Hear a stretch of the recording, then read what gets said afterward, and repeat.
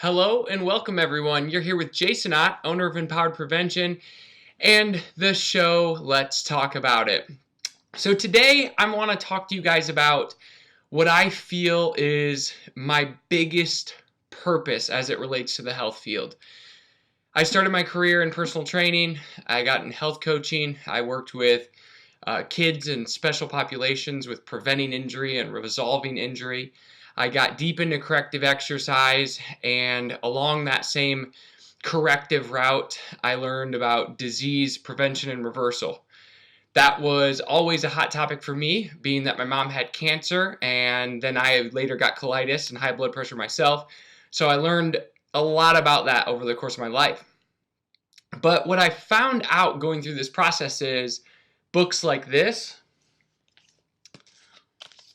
Liver Rescue. This is one of 5 amazing books by Anthony William. Dr. Dean Ornish.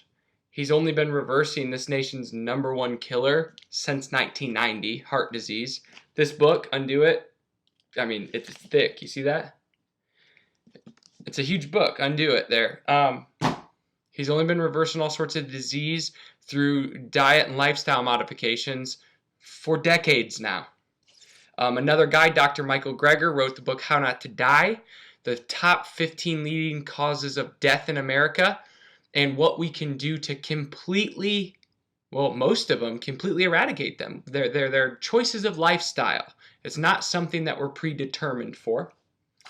Caldwell Esselstyn, another guy, he's been reversing heart disease, this nation's #1 killer, and might I keep in mind that heart disease also is going to be your high blood pressure, your high cholesterol, your high blood sugar, high triglycerides, all of these blood markers. Yep, they're going to be precursors to heart disease. So we need to know about what we can do to prevent and reverse that. The longevity diet. Let's bring that up. Walter Longo. He's a head of longevity research at USC. And all he talks about is dietary information as it relates to preventing, reversing, and of course resting diseases, so you no longer have the progression of the disease anymore, but increasing your longevity, decreasing your mortality rate, the things that we all want. Another great book there. Let's talk about diabetes. Program for Reversing Diabetes, Neil Barnard. Yep, he's out there doing that. He's teaching other physicians. He's the president of the Physicians Committee for Responsible Medicine. He's teaching other physicians how, instead of prescribing the medication and giving that as the only option to your patients, you need to give them medication to control their state and then teach them the root cause of this disease. How about the study of the longest living and happiest people in the world, Blue Zones? Nathan Pritikin, who opened the Pritikin Longevity Center out in California back in the 1980s, that's how he reversed his heart disease and went on to open a center, not being a doctor, not being a nutritionist, to help people reverse their disease through diet change and lifestyle change. Because the human body is meant to heal itself, and people don't get that. Another one, Dr. Brooke Goldner. She's in the autoimmune field. She's reversed her own lupus 15 years ago, and she's doing it for other people now. That is a fraction of the books that I've read. That is a fraction of the books and the lectures that I've went through to learn how to prevent, completely arrest, and get rid of disease through changing your diet. The closer you get to a whole foods plant-based diet, the less disease you have in your body. That is not to say that you cannot get off medications or reduce your medications if you still are eating some meat. It is just to say that when someone is very sick, you can change your lifestyle and your eating, and you can change your state of health. The conversation's got to change. What I started this video with was saying that I feel like I'm supposed to bring this into these type of health coaching industries because it's not talked about in our school. It's not talked about in our certifications. The industry that dominates the research is the weight loss industry. It is a billion-dollar industry, and they only care about how fast can we get people to lose weight, which is fine. Once again, you want to lose weight. You want to feel comfortable in your body. But if you're being misled that the weight loss is the root of resolving your disease, you're wrong. Only because I look at it a little different. So I think you're wrong. That's my opinion. I believe our organs get run down. I believe our organs get jeopardized and they get compromised and they can't work properly. And then someone begins to gain the weight. So what comes first, the weight gain and then we get sickness? Or do we start to get the sickness, the organs start to take a hit, they don't work as well, then we gain weight? Yes, when you lose weight, what's going to happen? Usually people will decrease medication use, they're going to feel better.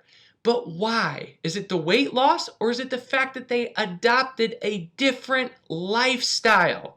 They're eating differently. They're exercising. Some people will do stress management techniques, will work on past emotional traumas. So those are the things that lead you to health. It's not the weight loss. But somewhere along this line, that's all we focused on. Back when I used to run these weight loss clinics and these things for people, and we would come up with programs 3 and 4 months long that, you know what, you're going to lose 30 or 40 pounds in these programs, and people would lose weight. People would still eat meat. So just because I'm a plant-based guy, I got to honor the fact that people would still do that, and they would decrease medication use for things like high blood pressure and high blood sugar. But the focus was on the scale. The focus was on the weight loss. The focus was not on the habits needed, the behavior change needed to maintain a long-term lifestyle. And we didn't get taught these things in school. I have ended up getting over 10 certifications, and it just wasn't mentioned. So for me, the conversation's got to change. We need to start having more real, honest conversations with the people we're working with, whether we're talking about you're a health professional, or if we're talking about that it's your spouse, your child, your brother, your sister, your friend at work, your boss. I don't care who it is. We need to get over the ego. We need to get over the things that are limiting us to having these conversations. And I believe we need to begin having them. Following my channel, following my podcast, listening to me, all I'm going to talk about is longevity, disease prevention, disease reversal. You can listen to other lectures of mine that I'm going to be, having posted now and in the future, that I will highlight all these doctors and share tons of stories on what is possible. Not just from me in reversing my colitis, not just from the people that I've helped, which in the medical field, they're going to say, well, Jason, that's anecdotal. Okay, I need to see some research. Oh, there's plenty of research. You just got to know what you're looking for. So the conversation needs to be changed to this. Do you believe sickness exists and no health? Because right now we live in a paradigm of belief that we believe when we go to a Western medicine doctor, a conventional medicine doctor, they say, you need to start eating better and exercising because your health is getting worse. You need to lose weight. So right there lets me know we understand the belief that if we live a certain way, we eat a certain diet, we are not active, we get sicker. But then as soon as I flip that and have these conversations with medical professionals or clients or friends or whoever it is, and I say, well, there's a way you can eat that actually allows your body to heal because that's what our body does. And you can reverse your condition. And it's like, it's blasphemy. It's like it's outrage when I bring this up. And the logic of it makes no sense. So you're saying I can go one way, but I can't go back the other way. So then I bring up people on some of these books that I just showed you, and there's tons more. I bring these up and I start telling stories and talking about it and teaching about it. And they're like, man, I didn't know this existed. Or the person gets really upset and they get pissed off. But in either case, then the paradigm begins to shift. My question is, how are we not learning this from the jump? How come we are not learning this in high school? How come that is not the first stuff I'm taught when I'm going through school? If I'm going to be a personal trainer, a health coach, a dietitian, a nutritionist, if I'm a doctor even, which Western medicine doctors get less than 1% of their education comes on nutrition. When they go through med school, less than 1%. That is outrageous, okay? How come we're not taught this from the get-go? We're talking about people's lives here. We can't just give surface level answers and create focus externally. We create so much focus psychologically on what you look like and how much weight you have on you, and we pay no attention to the inside. And that's both spiritual, emotional, and physical. Because if you start eating for your organs, if you start eating foods that like Caldwell Esselstyn, Dean Ornish, these guys that have reversed heart disease, they talk about how when you lower fats and you get the sodium out and we don't eat the processed foods and we pump in all of these nutrient-dense foods, they've literally watched plaque leave someone's heart and documented it. And the plaque has stayed out of their heart. So when we talk about having a heart attack, and let's say we have the artery and plaque builds up into it until it's clogged, and then what happens? We have a heart attack, right? You can measure that. You can go to the doctor, you can get a test. They put these people on these protocols, and the plaque leaves the arteries. They no longer have heart disease. The heart disease risk goes down. That's the same for so many conditions. Brooke Goldner talking about lupus, the same thing. When we have health professionals out there working with people, we deserve to know the truth and then have the option to decide what we want to do. I get it. Not everyone's going to pick this lifestyle. I understand. But we deserve the choice. And that's exactly what I'm fighting for, is changing that conversation. When you have the choice now of growing up and believing something, and the example I'm going to give, and it's not even that good of an example, but cigarettes. 50s, 60s, 70s. People who grew up then literally received a message from physicians who were on like Time magazine smoking a cigarette saying they're not bad for you. So when you're a kid, when you're psychologically that impressionable and you grow up in a time and someone roots that belief system down in you, you start smoking. It's not that bad. Your choice was aired.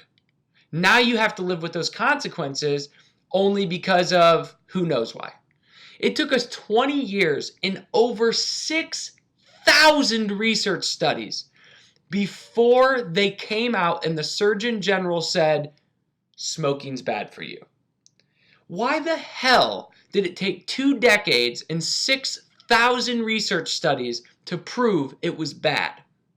The system itself is slow.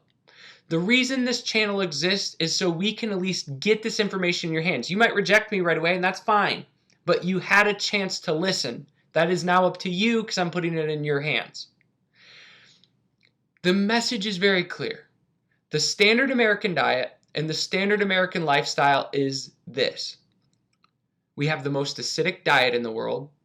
We have the highest disease rates across the board in the world.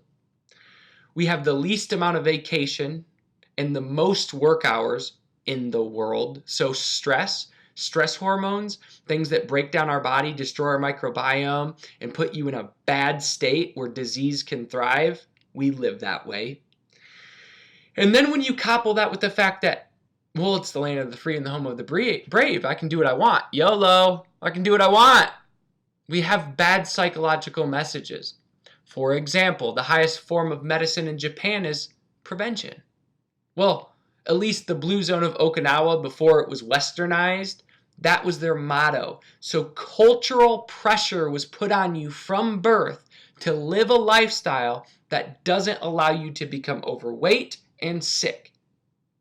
In America, it's the opposite, where we literally have people getting upset if you tell them what to do or bring stuff like this to their attention.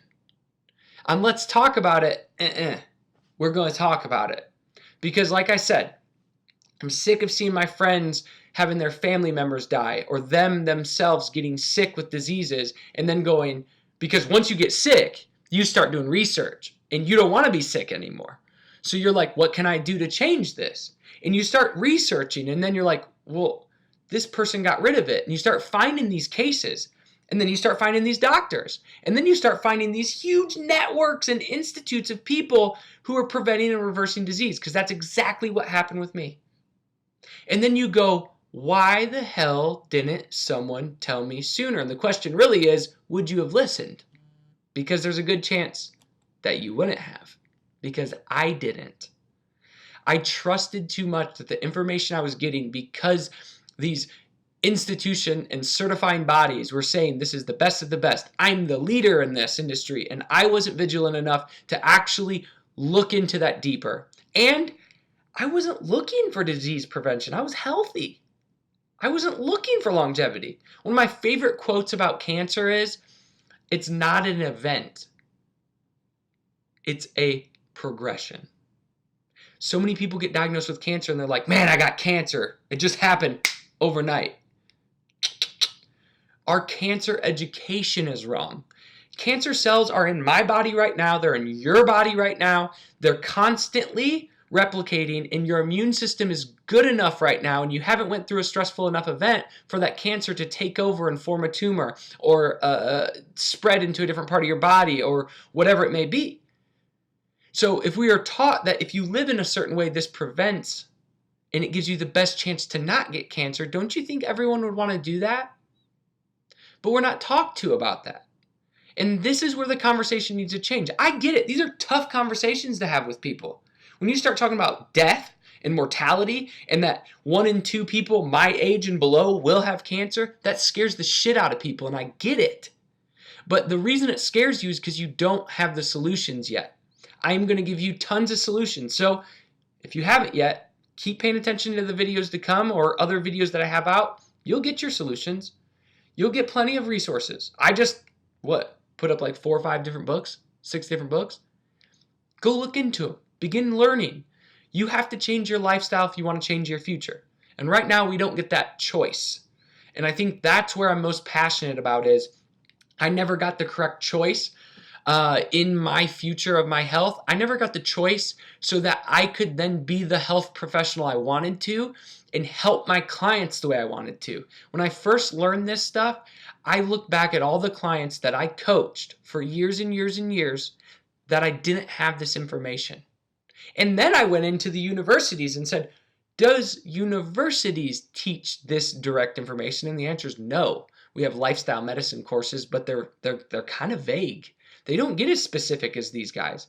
And I don't know why. If you have somebody who takes heart disease and you take people with 80 and 90% blockage of arteries and you clean it out and then they stay that way for 15 years, hello, that should be the gold damn standard for how we should be eating and living until someone else proves it different. But it's not.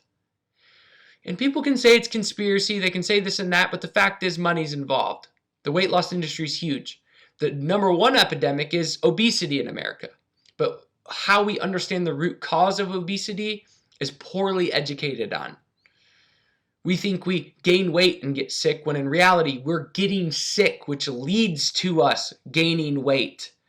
Metabolism isn't a thing. Metabolism is a series of systematic biochemical processes inside your body of multiple systems and multiple organs working together to take the food you eat every couple hours, digest it, take the nutrients and put them into your body so they become these cells, and then take the waste and push it out of your body. When your organs and your liver and your kidneys and your stomach acid and all that gets run down, you no longer have a metabolism because the organs aren't working right. So I'm constantly always going to bring up organ health. I'm always going to address that because that's the root. If you eat foods, if you live a lifestyle, if you exercise a certain way, if you do emotional health exercises, if you work on your spiritual practice, if you do these things and connect mind, body, and soul, your organs are going to get healthier. Now, as we go on in this series, I'm going to share more and more and more and more about this. But this is your choice now. This is your chance to have a choice in your future. Please, please, please be vigilant about it. If you guys have any questions, reach out to me, Jason at Empowered Prevention. Visit the website, www.empoweredprevention.com. And we are going to keep changing this conversation. We have to. If this video is for somebody that you need to have hear this, somebody that's diagnosed with a disease and they're looking for natural resources, pass it along to them. If there's anybody in your life that you feel like needs to add another layer, because let me be very clear, I'm not talking about not using Western medicine. I'm talking about know what Western medicine is used for, and it's for the treatment of disease, not the reversal. So you need to use your doctor in Western medicine to treat and stop the progression of your disease so you can get your mind back, so then you can begin changing your lifestyle to address the root cause of why you're actually sick. And I don't care what the disease is, because there's a book, there's an institute, there's a place to go to get answers on what you can do to clean your body out and get your health back. That's what I'm here to help you guys with, okay? So we need to address it in a layered approach. So if you know somebody who understands what I'm talking about and they're looking for these answers, how to eat, how to live, please pass this video along. Thank you guys very much, and I will talk to you soon.